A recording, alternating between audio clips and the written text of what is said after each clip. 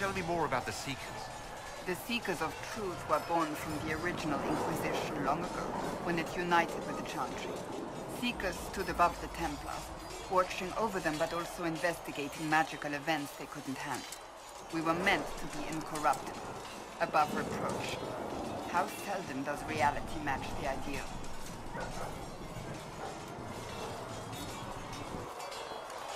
What are Seekers exactly?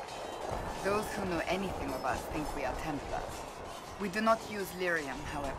Our abilities are different, as was our original purpose. We disciplined the Templars and were accountable only to the Divine. And not even her, truthfully.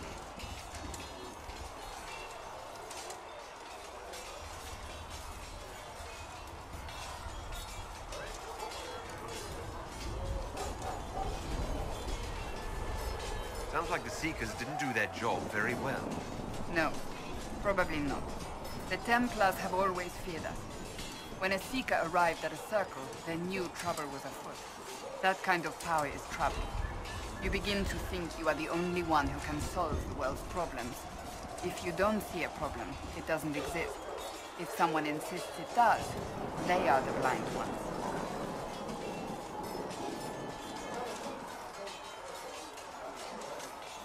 You think that kind of problem could ever be fixed? Possibly. Though the Seekers themselves would need to change. They were clearly not willing to, even though they abandoned everything they stood for to avoid it. In my heart, I believe they can still be salvaged, but not by their own hands. You mentioned that Seekers have different abilities than Templars. Entirely. A Templar's abilities come from lyrium and are designed to hunt mages. Ours come from ritual and many years of dedicated training. We cannot be possessed by demons and are immune to mind control. Useful considering our role. Seekers can gain other gifts, so that depends on the individual. What kind of gifts do you have? I can set the lyrium within a person's blood aflame. Both mages and Templars bend before my will. Some Seekers use it to interrogate. Others simply to paralyze. Once there was a Seeker who could use it to kill. That particular gift is considered rare. Why did your order turn against the Chantry? We originally united with the Chantry through a treaty that stated they would keep mages under control. It was felt Most Holy had tacitly allowed the Circle of Magi to vote on its independence, thus breaking the treaty. The Seekers saw themselves as justified, and they led the Templars into a war of righteousness. You sound like you disagree. We knew what was happening at Kirkwall, where the Mage Rebellion began. We looked into reports of Knight Commander Meredith's harsh treatment of her charges years earlier. But we found so many shocking cases of magical corruption, it was decided her actions were justified. If we'd been there when it happened, if we'd looked harder at the root causes...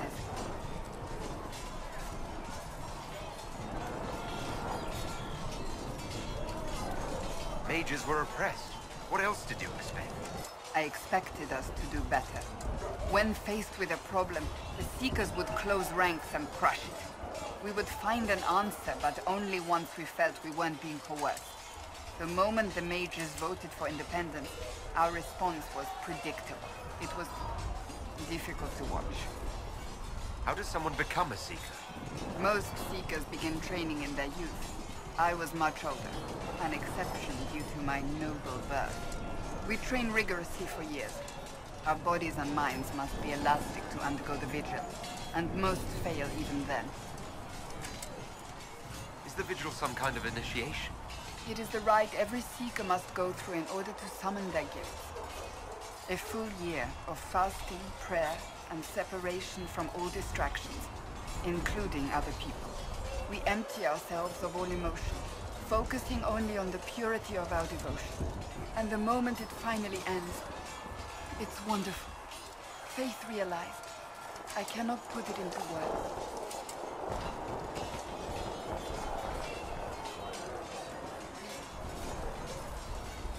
Was it some kind of magic? I don't fully understand it, to be honest. If the vigil was not so arduous, I'd say more should attempt it. What if mages never needed to fear possession by demons? I'm told it is impossible, however. I suppose I'll never know the truth of it now. I've no more questions. Yes? May I ask you about the Chantry? It is difficult to say what becomes of the Chantry now. They have no Templars, no leadership, and no one left who is worthy of succeeding the Divine.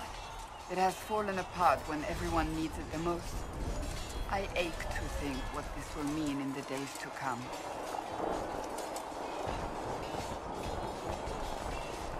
Do you really believe the Chantry is worth preserving? I do. Though I understand how someone born outside of human society might think otherwise. Cast the Chantry aside and new problems replace old ones. We will have learned nothing from history. The people need stability, and the Chantry needs a new purpose. Andraste had a dream for us. It can still be achieved. So what should that new purpose be? A dedication to what is truly important. Instead of building cathedrals and sewing gowns for the Divine, the Chantry used to spend its coin feeding the poor. If we are to spread the Maker's word across the world, we must do so with open hearts and open hands.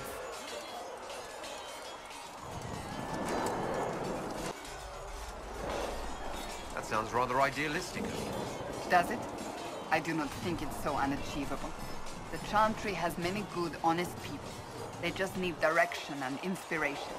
They need to be freed from centuries of adherence to tradition and ceremony. A chance for renewal is at our fingertips. It does not have to come with utter chaos.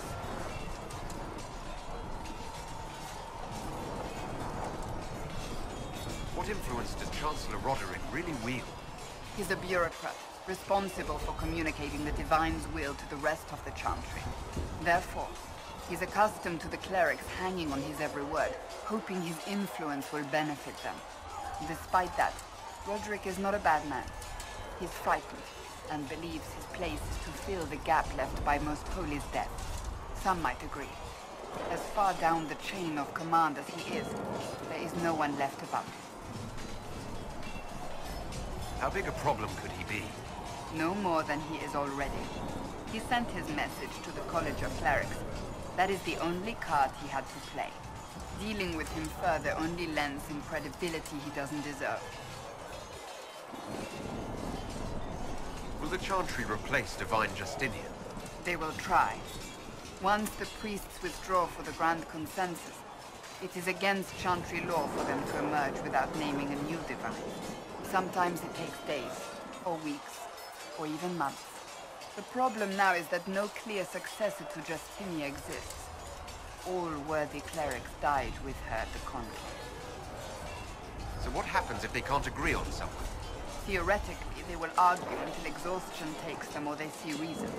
Practically, however, if the Grand Consensus goes on too long, the Chantry will crumble. Any cleric with ambition but little sense will see this as her one chance, and plenty of such clerics exist. We shall see what happens. The Inquisition must act in the meantime. If they do choose a new Divine, will you serve her? That depends on whether she would have me. I am a rebel now, remember? And even if she would, I do not know. It would depend on what type of Divine she is. I am no longer in a position to follow blindly, and no new Divine could expect such obedience now. I'm surprised you rebelled against the Chantry. I left my own order when they took the wrong path.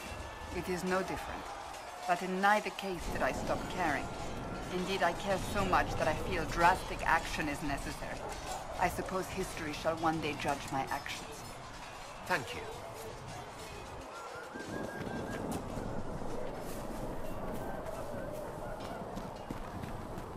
So if we get better horses...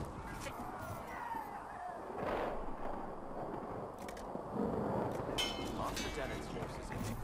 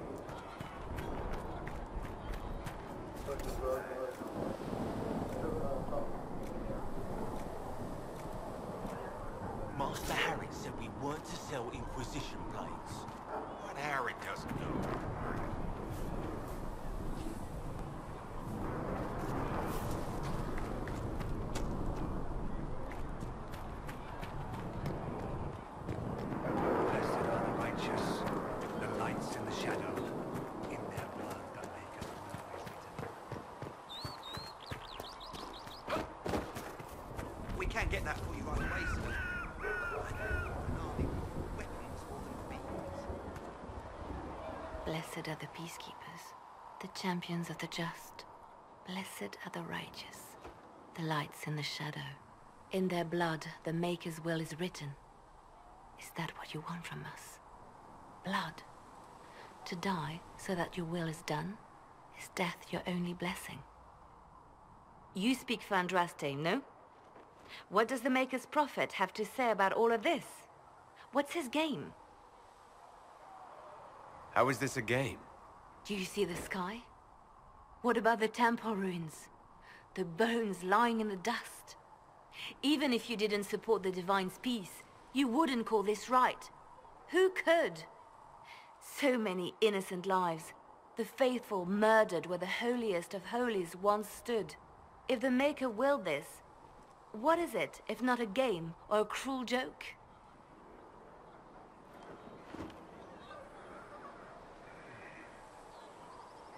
I speak for no one but myself, and I have no answers for you. You probably don't even worship the Maker. Lucky. He asks a lot. The Chantry teaches that the Maker abandoned us. He demands repentance for our sins. He demands it all. Our lives, our deaths. Justinia gave him everything she had, and he let her die. I'm sorry. Her death has clearly hit you hard. Not just me. All of us. She was the Divine. She led the faithful. She was their heart. If the Maker doesn't intervene to save the best of his servants, what good is he? I used to believe I was chosen, just as some say you are. I thought I was fulfilling his purpose for me, working with the Divine, helping people. But now she's dead. It was all for nothing. Serving the Maker meant nothing. Maybe you have another purpose. I could help you find it. No, this is my burden. I regret that I even let you see me like this. It was a moment of weakness. It won't happen again. Come. To work, then. We will speak later.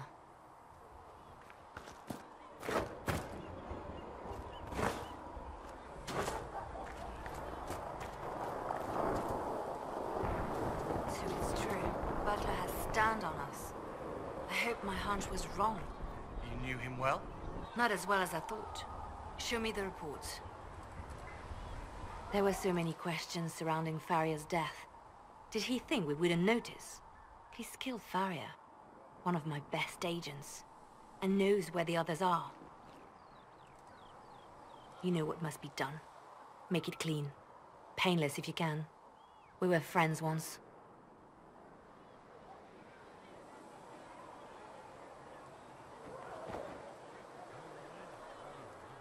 Wait. What are you doing?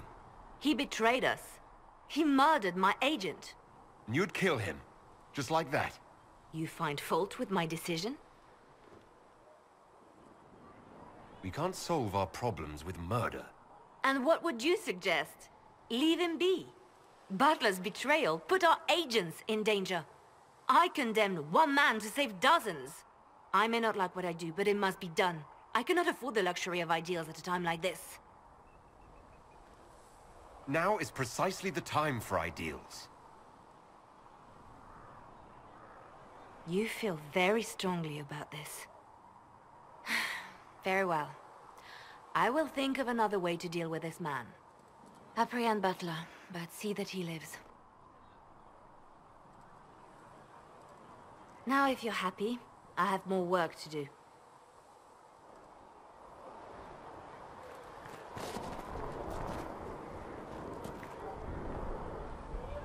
Reports of fate rifts and demons keep coming. The people are terrified, and it's only getting worse. The only thing that will calm their fears now is the hope that someone out there can save them. You have to be that someone. No one else has any power over the rifts. Seal them.